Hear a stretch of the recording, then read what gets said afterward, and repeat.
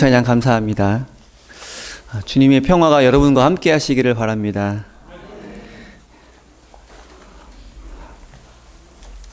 얼마 전에 어떤 분과 함께 잠깐 이야기를 나눈 적이 있습니다. 원래 다른 목적으로 만났는데 3시간 동안 자녀 얘기만 했습니다. 듣고 보니까 그분에게도 중학생 아들이 있었어요. 그런데 그분은 학교에서 중학생을 가르치는 선생님입니다. 그래서 저도 중학생 아들이 있었기 때문에 어떻게 하면 이 중학생 아들을 잘 이렇게 가르치고 지도할 수 있는지를 여쭤봤습니다. 그랬더니 그분도 마찬가지라고 얘기하는 거예요.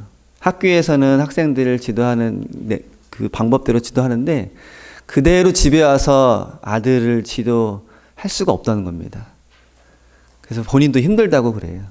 제가 보기에는 중학생을 가르치는 선생님이기 때문에 아들도 그렇게 잘 가르치실 것 같고 아무런 문제도 없을 것 같고, 그리고 그 선생님이 하시는 대로만 하면 저도 잘할 수 있을 거라는 기대감을 가졌는데 이야기를 나누다 보니까 똑같더라고요. 사춘기를 겪고 있는 아들 때문에 오히려 아버지가 더 힘든, 그래서 오랫동안 만난 목적과는 다른 그 아들 얘기만 하다가 이렇게 돌아온 기억이 있습니다. 결론이 그거더라고요.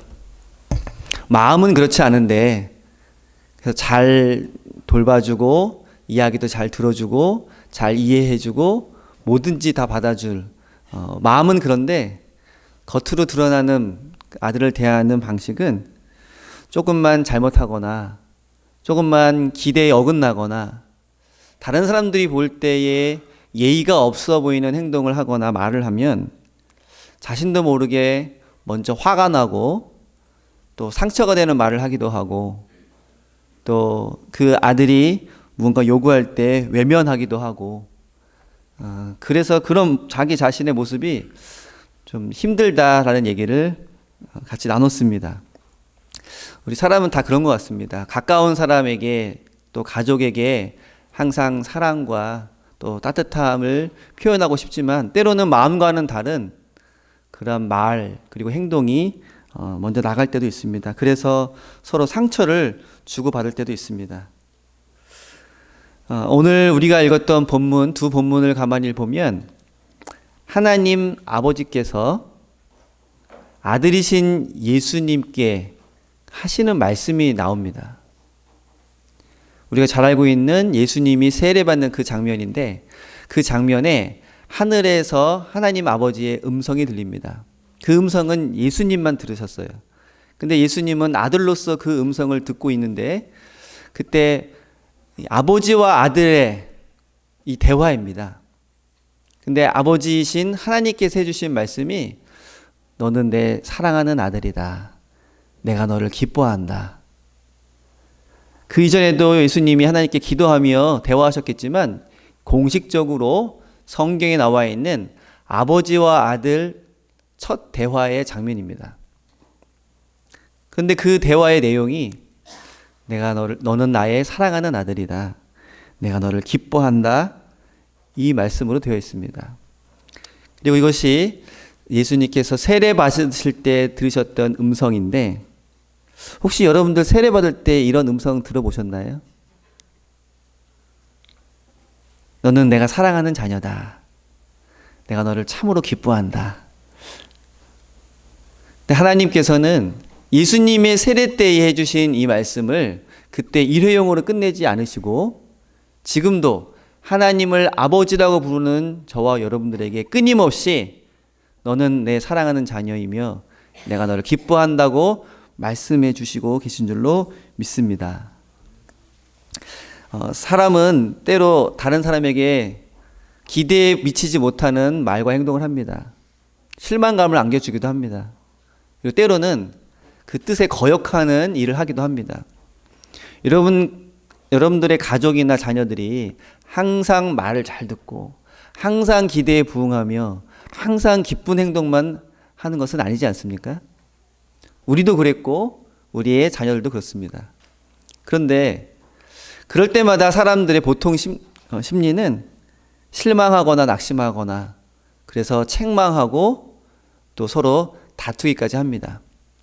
그런데 만약 하나님께서 우리를 바라보실 때 우리 사람들이 갖고 있는 그 마음과 똑같은 마음으로 대하신다면 어떠실까요?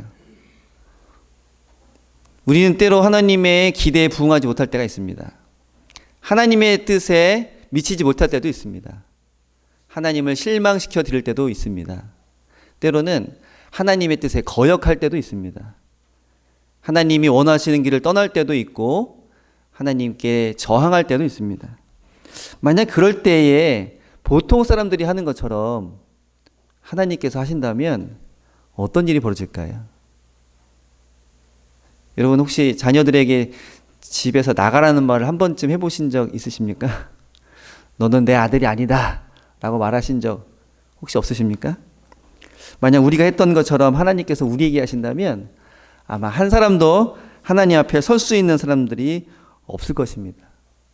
한 사람도 하나님 앞에 당당하게 다시 나와서 기도하고 하나님께 간구하면서 우리의 기도의 제목 또 소원을 드릴 수 없을지도 모릅니다.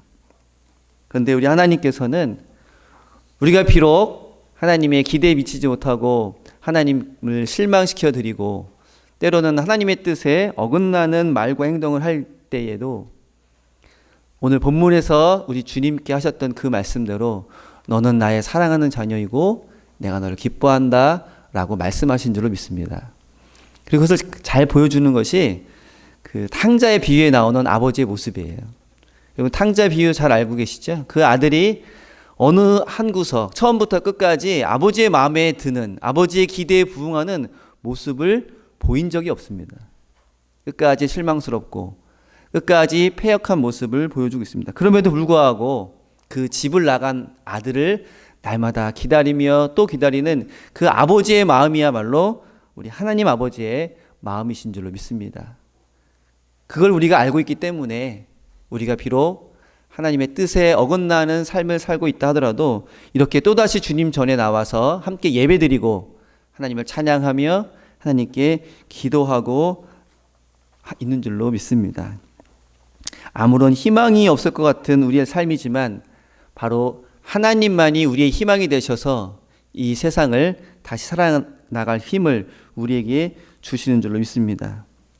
물론 우리는 그런 하나님의 마음을 이용해서 하나님을 더 마음에 아프게 하고 하나님의 뜻에 어긋남에도 불구하고 하나님이 또 용서해 주시겠지 하는 그런 마음을 가져서는 안 될 것입니다. 오히려 하나님께서 우리에게 향하신 그 뜻이 무엇인지 무엇이 우리로 하여금 하나님의 기쁨이 될 수 있게 하는지를 다시 한번 깨닫고 그 길에 매진하는 저와 여러분 되시기를 바랍니다. 예수님께서 세례를 받으시고 이제 물에서 나오셨어요. 오늘 마가복음의 본문이 바로 그러합니다. 그때 그 예수님이 환상을 보시고 또 하늘의 음성을 들으셨습니다. 환상의 내용과 또 그 음성의 내용이 오늘 본문입니다. 자, 무엇을 보시고 무엇을 들으셨습니까? 오늘 이 내용을 가지고 하나님의 뜻이 어디에 있는지 우리가 어떻게 그 뜻을 깨닫고 주님의 기쁨에 되는 삶을 살아갈 수 있을지를 한번 살펴보려고 합니다. 예수님께서 보신 환상의 내용은 먼저 하늘이 갈라지는 것입니다. 그리고 성령이 비둘기같이 내려오는 것을 우리 주님께서 보셨습니다. 자, 먼저 여기 나와 있는 하늘이 갈라졌다는 의미와 비둘기같이 성령이 임했다는 그 의미가 무엇입니까? 여러분 혹시 하늘이 갈라지는 거 보신 적 있으세요? 하늘이 갈렸다. 이 보통 일이 아닐 겁니다. 근데 이 하늘이 갈렸다는 표현이 성경에서는 가끔 나옵니다. 이것은 그 이전과는 전혀 다른 세상이 펼쳐지고 그 이전 세대와는 전혀 다른 새로운 삶의 모습이 이제 시작된다는 것을 말할 때 이 하늘이 갈라졌다는 표현이 나옵니다. 언제 그런 표현이 나오냐면요. 예수님께서 십자가에 달려 돌아가실 때 성전의 휘장이 위에서부터 아래로 쪼개져서 갈라졌다라는 그런 표현이 나옵니다. 근데 그때 쓰였던 단어와 오늘 하늘이 갈라졌다라는 이 단어가 똑같습니다. 그러니까 하늘이 헬라 성경을 보니까 하늘이 둘로 쪼개어져서 나누어졌다 이렇게 되어 있어요. 헬라 성경에는. 근데 같은 성경에 그 십자가에 달리신 모습을 볼 때 그때도 성전의 휘장이 쪼개어 둘로 나누어졌다. 같은 단어로 지금 쓰여져 있습니다. 즉 예수님의 세례 때도 그리고 예수님께서 십자가에 달려 돌아가실 때도 그 의미는 지금까지 가로막혀 있던 것, 지금까지는 희망을 찾아볼 수 없었던 그 세상에 우리 예수님으로 말미암아 새로운 세상, 새로운 희망의 장이 열리게 되었다고 하는 것입니다. 이게 이사야 63장 19절부터 64장 1, 2절에도 같은 의미의 내용이 나와 있습니다. 63장 19절에는 하나님께 간구하면서 이렇게 합니다. 하나님, 저희가 마치 하나님 없는 백성처럼 지금 살고 있습니다. 주님을 알지 못하는 사람처럼 지금 살고 있습니다. 이러한 한탄의 기도를 드립니다. 이스라엘 백성들이 이방 나라에 끌려가서 노예 생활하고 있을 때 그들은 당연히 자신들이 믿고 섬기는 하나님 대신 자기들을 포로로 끌고 간 그 강대국의 신을 믿으라고 강요를 받았습니다. 그러니까 그런 삶을 살다 보니까 하나님을 제대로 믿고 섬길 수가 없는 거예요. 이것은 단순한 그 종교상의 문제가 아니라 그들에게는 아무런 삶의 희망이 없다는 것을 말합니다. 지금 그런 상황에서 하나님께 간구하고 있어요. 우리를 하나님께서 돌봐주셔야 될 텐데 우리는 더 이상 하나님의 자녀답게 살고 있지 못합니다. 그런데 바로 그 다음 절에 64장 1절에 나오는 구절이 바로 원하건대 주는 하늘을 가르고 강림하소서 라는 간구를 드립니다. 우리에게는 지금 아무런 희망도 없습니다. 아무런 꿈도 없습니다. 아무런 미래도 없습니다. 라고 한탄하는 그들이 바라는 단 한 가지 기도는 하나님, 이제 하늘을 가르고 이 땅에 내려옵소서. 이것은 지금 그들이 살고 있는 그 현실이 완전히 뒤바뀌어서 새로운 세상이 되고 새로운 시대가 열리기를 바라는 간구입니다. 근데 그들에게는 그런 힘과 능력이 없습니다. 그들의 힘으로 뭔가 새롭게 시작할 능력이 아무것도 남아있지 않습니다. 오직 하나님께서 하늘을 가르고 이 땅에 내려오셔야만 그 비뚤어진 현실이, 그들의 고통이 새롭게 변화될 수 있다고 하는 그 단 한 가지 희망을 두고 지금 기도하고 있는 것입니다. 그리고 오늘 우리가 본 본문에 하늘이 갈라지는 것을 바라본 환상이 바로 그러한 의미입니다. 이제 예수님께서 세례를 받으시고 공생애를 시작하실 그 역사적 의미가 새로운 세상, 새로운 시대가 이제 열리게 된다고 하는 그런 의미입니다. 그 다음으로 비둘기같이 성령이 임했다고 하는 환상을 예수님께서 보셨는데 많은 사람들이 무슨 의미일까? 비둘기처럼 성령이 내려왔다. 그래서 이 강조점을 비둘기 같다는 데다가 두고 이런저런 해석을 합니다. 그래서 흔히 비둘기가 평화의 상징이죠. 그래서 예수님께서 평화의 왕으로 이 땅에 오신 거다. 또 노아 홍수 이야기를 보면 홍수가 다 끝날 때에 그 노아가 세상에 비가 그치고 또 땅이 드러난지를 알아보기 위해서 먼저 까마귀를 보내고 그 다음에 비둘기를 보냅니다. 그때 비둘기가 이제 묻이 드러났다는 표식을 갖고 돌아오죠. 그래서 이 비둘기는 새로운 시대가 시작되었다, 새로운 생명이 시작되었다는 그런 의미로 쓰여지기도 합니다. 그래서 예수님께서 이렇게 새로운 생명과 새로운 시대를 열어가는 그런 의미로 비둘기처럼 성령이 임한 것이냐, 또 이렇게 보기도 합니다. 물론 일리가 있는 말씀이기도 합니다. 그런데 여기서 중요한 것은 비둘기 같다는 표현이 아니고 비둘기 같이 성령이 임했다. 그러니까 비둘기 같이는 꾸며주는 말이죠. 중요한 것은 성령이 임하셨다고 하는 것입니다. 그래서 요즘 학자들이 해석하는 것은 비둘기 같다는 데는 별로 중요하게 생각하지 않아요. 그냥 문학적 표현이다 이렇게 이야기를 하고, 더 중요한 것은 예수님께서 세례를 받으실 때 성령께서 예수님에게 임하셨다. 거기에 더 큰 중요점이 있다고 합니다. 우리는 당연히 예수님께서 성령이 임하셨겠지라고 이미 알고 있습니다. 그런데 이것이 본문의 중요한 이유는 바로 그 앞에 세례 요한이 광야에서 외칠 때 한 말이 있습니다. 세례요한이 뭐라고 말했냐면 나는 너희에게 물로 세례를 주지만 내 다음에 오시느니 그 크신 분은 물이 아닌 성령으로 세례를 줄 것이다. 그러니까 요한 다음에 오시는 그분이 정말 크신 분이고 하나님의 아들이시고 우리를 구원하실 분이라고 하는 확실한 증거가 뭐냐면 그는 성령으로 세례를 준다는 거예요. 바로 그 성령이 지금 예수님께 임하고 있습니다. 그럼 예수님 안에 성령이 없으면 성령으로 세례를 줄 수 있을까요? 예수님 안에 성령 충만함이 있어야 성령으로 세례를 줄 수 있기 때문에 이제 그 예수님이 세례를 받으실 때 성령이 임하셨다고 하는 것은 예수님이야말로 성령으로 세례를 주실 수 있는 분, 예수님이야말로 하나님께서 인정하신 하나님의 아들, 예수님이야말로 이 세상을 구원하실 구세주라고 하는 가장 확실한 증거라고 하는 것입니다. 그래서 이 예수님이 보신 환상은 결과적으로 예수님은 어떤 분이신가, 예수님은 어떤 모습으로 이 땅에 오셨는가를 가장 확실하게 우리에게 보여주고 있습니다. 그리고 바로 이어서서 예수님께서 이제 하늘의 음성을 듣는 장면이 나옵니다. 그리고 그것이 바로 너는 내가 사랑하는 아들이며 내가 기뻐하는 자다라는 음성이에요. 그런데 이 음성은 구약 성경에 나오는 두 본문이 같이 조화를 이루는 그런 내용입니다. 이미 구약 성경에 이러한 음성이 이스라엘 백성들에게 들려진 적이 있습니다. 앞부분 너는 내 사랑하는 아들이다 라고 하는 그 부분은 시편 2편 7절에 나오는 말씀이고요. 뒷부분이 무슨 내용이죠?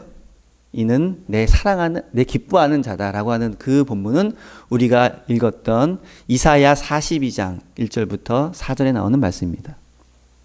우리 본문은 이사야 본문을 읽었으니까요. 시편 2편 7절을 한번 읽어보겠습니다. 시편 1편 7절에는 이렇게 나와 있어요. 여호와께서 내게 이르시되 너는 내 아들이라 오늘날 내가 너를 낳았도다. 자, 같이 한번 따라서 읽어보겠습니다. 너는 내 아들이라 오늘 내가 너를 낳았도다. 예, 혹시 아들이 아니신 분들은 서운해하지 마시기 바랍니다. 여기서 아들은 자녀라는 뜻이에요. 하나님께서 낳은 자녀, 하나님께서 인정하시는 자라는 뜻이기 때문에 그 아들이란 말이 연연하지 마시고 나는 하나님의 자녀로 낳은 그런 귀한 자라는 그러한 말씀을 믿으시기를 바랍니다. 여기에 아들이라는 표현, 이제 이거는 고대 시대에 흔히 나오는 표현인데요. 누구의 아들입니까? 하나님께서 너는 내 아들이라고 말했어요. 그러면 그 너에 해당하는 자는 누구의 아들입니까? 하나님의 아들이죠. 하나님이 너는 내 아들이라고 불렀으니까요. 그래서 이 시편 2편이 언제 주로 읽혀졌냐면요. 유대인들이 새로운 왕을 세울 때 그걸 대관식이라고 하죠. 대관식 자리에서 성가대와 회중들이 함께 읽었던 그러한 시편입니다. 그러면서 이스라엘 백성을 다스리는 그 왕이야말로 하나님께서 하나님의 아들로 인정해 주시는 그 권위를 인정해 주시는 자라고 하는 확실한 고백을 이 시편 2편으로 드리기도 했습니다. 그래서 이 시편 2편을 제왕시라고 불러요. 제왕시. 왕이 등극할 때 불렀던 노래라는 뜻입니다. 그런데 그 왕은 날 때부터 왕이라기보다는 이렇게 등극할 때 하나님께서 인정하실 때 진정한 왕으로서의 권위를 가집니다. 여기는 두 가지 의미가 있습니다. 하나는 이제 그가 왕으로서의 권위를 가지게 되었다라고 하는 의미와 또 한 가지 더 중요한 것은 그가 가지는 왕의 권위는 하나님께서 세워주신 것이다라는 의미입니다. 다른 말로 하면 왕이 가지고 있는 권위, 하나님의 아들로서의 그 왕이 가지고 있는 권위는 만약 하나님께서 인정하지 않으시면 헛된 것이라고 하는 것입니다. 그러면 이제 하나님의 아들로 왕으로 등극한 그 왕은 누구의 말씀, 누구의 길을 가장 깊이 염두에 두고 따라할까요? 바로 자신을 하나님의 아들로 그리고 왕으로 세워주신 바로 하나님 아버지의 말씀에 따를 때, 하나님의 그 뜻에 따를 때에 진정한 왕으로서의 권위가 인정된다고 하는 것입니다. 우리가 세례를 받을 때 주님의 이름으로 세례를 받습니다. 그리고 우리는 구원받은 하나님의 자녀라는 공식적인 증거를 나타냅니다. 그래서 우리는 이제 세례받은 그리스도인으로서 살아가게 됩니다. 그때에 늘 우리가 염두에 두고 잊지 말아야 할 것은 우리를 구원하시고 우리를 하나님의 자녀로 삼으신 것이 누구인가라고 하는 것입니다. 나의 공로와 나의 의로움과 나의 업적이 아니라 바로 하나님께서 값없이 주신 그 은혜로 말미암아 우리가 하나님의 자녀가 되었고 또 하나님의 구원받은 백성이 되었다는 것, 이것만큼은 결코 단 한순간도 잊어서는 안 된다고 하는 것입니다. 근데 이 하나님의 아들이라고 하는 이 증거를 지금 이제 하나님께서 해주고 계시죠. 너는 내 아들이다. 근데 이 성경을 읽다 보면 예수님이 하나님의 아들이시라고 하는 증거를 첫 번째로 하나님께서 먼저 해주셨어요. 그 다음에 계속해서 사람들이 증거합니다. 제자들도 증거하죠. 주는 그리스도시요 살아계신 하나님의 아들이십니다 라고 고백합니다. 뿐만 아니라 많은 사람들도 그렇게 고백을 하고 있고, 그런 고백을 하지 않을 것 같은 이방인, 그리고 이스라엘 백성들을 대적하는 사람들, 심지어는 귀신조차도, 사탄조차도 예수님을 하나님의 아들이라고 고백을 하고 있습니다. 마가복음 5장 10절에 보면은 귀신이 나오는데 그 사단이 예수님을 발견하자마자 달려와서 이렇게 말합니다. 지극히 높으신 하나님의 아들 예수여 라고 고백을 하고 있어요. 15장 39절에 보면 이방인이었던 백부장이 예수님이 십자가에 달려 돌아가시는 모습을 지켜보면서 이렇게 고백을 합니다. 이 사람은 진실로 하나님의 아들이었도다. 하나님도 예수님을 하나님의 아들이라고 인정해 주셨고요. 제자들은 물론이거니와 이방인의 입을 통해서도, 그리고 하나님을 대적한다고 하는 사단의 입을 통해서도 예수님을 하나님의 아들이라고 고백을 하고 있습니다. 이것은 무엇을 말합니까? 예수님이야말로 하나님의 아들이시라는 것이 분명하고 확실하다는 거예요.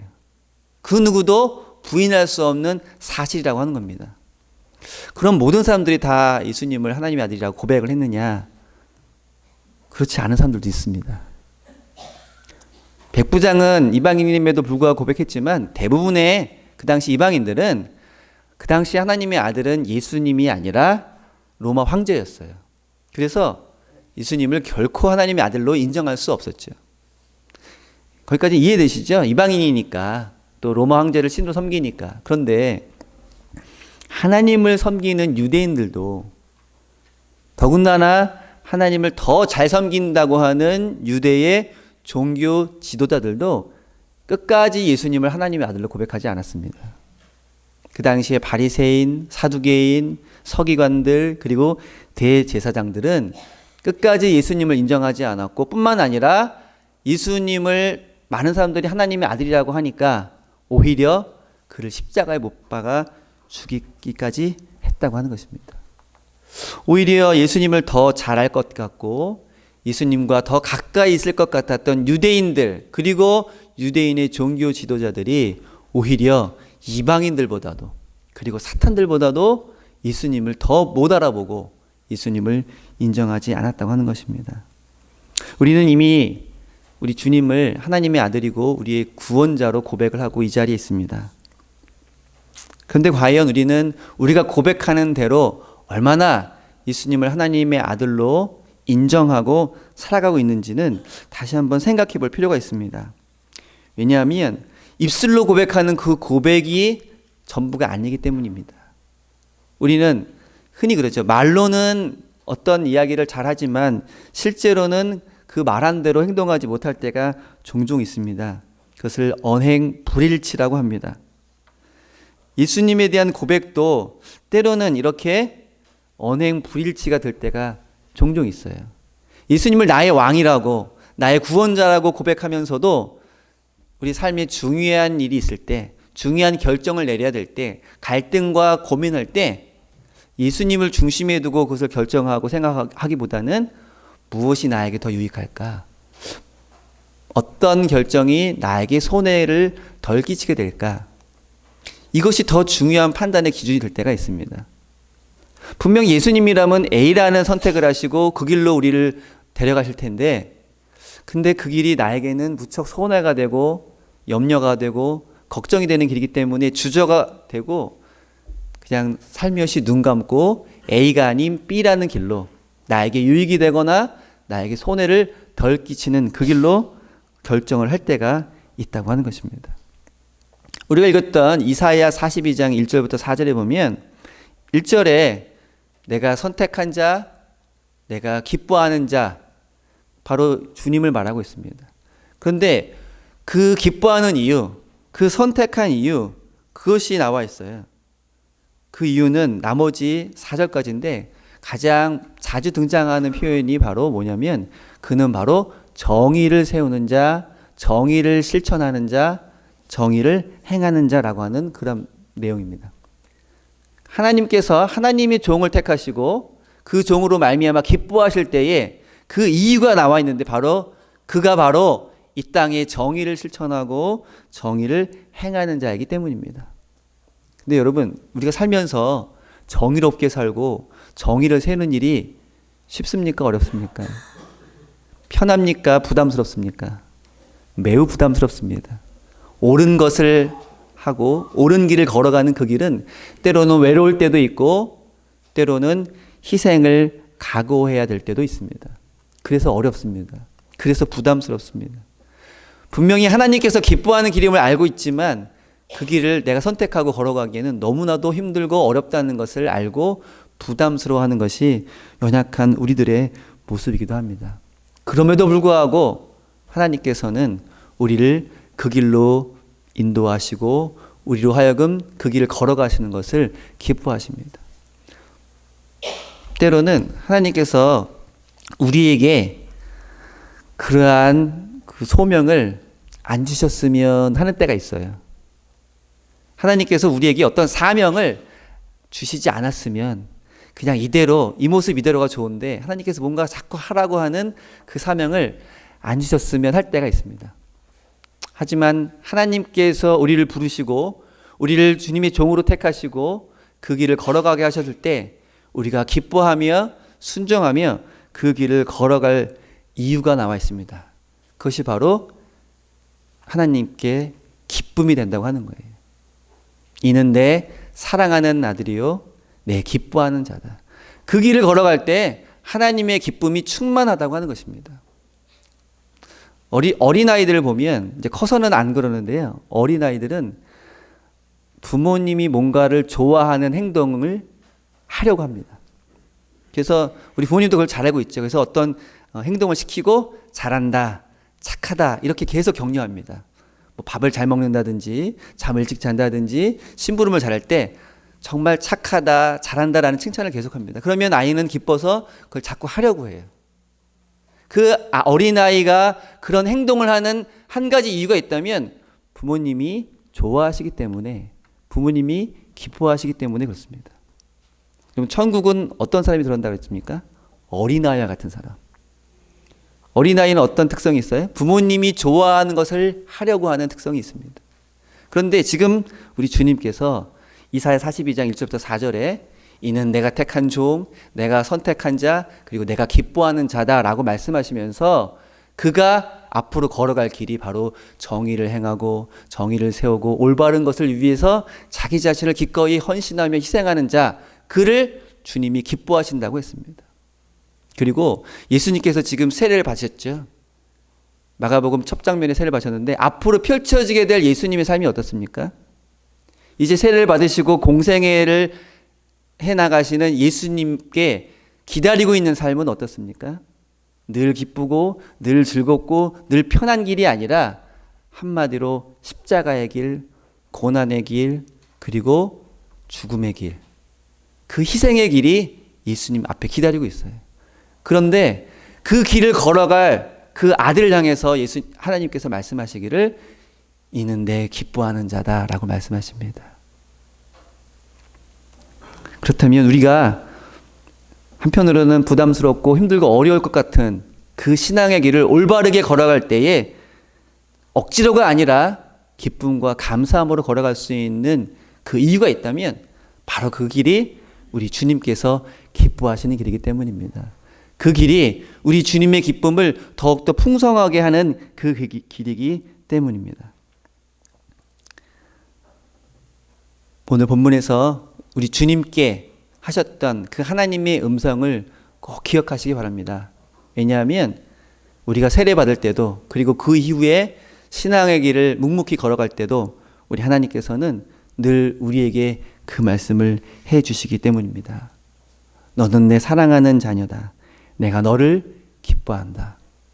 그 너에 여러분들의 이름을 넣어서 생각해 보시기 바랍니다. 지금도 우리 하나님의 음성이 저와 여러분들에게 울려 퍼질 줄로 믿습니다. 비록 신앙의 그 길 걸어갈 때 힘들고 어려울 때를 만날 때라도 우리의 인생에서 고난의 순간을 맞이할 때에도 그 음성을 기억하며 기쁘게 주님과 함께 동행하는 저와 여러분 되시기를 간절히 기도합니다. 기도하겠습니다. 하나님 아버지 감사합니다. 부족하고 연약한 저희들 어떤 자격이 있어서 하나님의 택하심을 입고 하나님의 자녀가 되었는지 모르지만 그러나 무한하신 하나님의 사랑으로 말미암아 그리고 우리를 위해서 십자가의 희생을 감당하신 그 주님의 은혜로 말미암아 하나님의 자녀가 되었고 하나님의 기뻐하신 일을 할 수 있게 된 줄로 믿사오니 오늘도 묵묵히 그 길을 걸어가게 하여 주옵시며 십자가를 지고 주님과 동행하는 저희 될 수 있도록 인도하여 주옵소서. 그 길이야말로 하나님이 기뻐하시는 주님의 영광을 나타내는 길임을 믿고 오늘도 한 걸음 한 걸음 걸어가는 모든 성도들에게 큰 은혜 내려주셔서 그 길이 억지로가 아닌 힘든 길이 아닌 기쁨과 감사함으로 찬양하며 걸어가는 길이 될 수 있도록 인도하여 주시옵소서. 이제 하나님께서 사랑하며 세우신 이 교회가 더욱더 주님의 기쁨을 충만하게 채워드릴 수 있는 복된 기회 될 수 있도록 주께서 늘 함께하여 주시옵소서. 감사드리며 예수님의 이름으로 기도드립니다.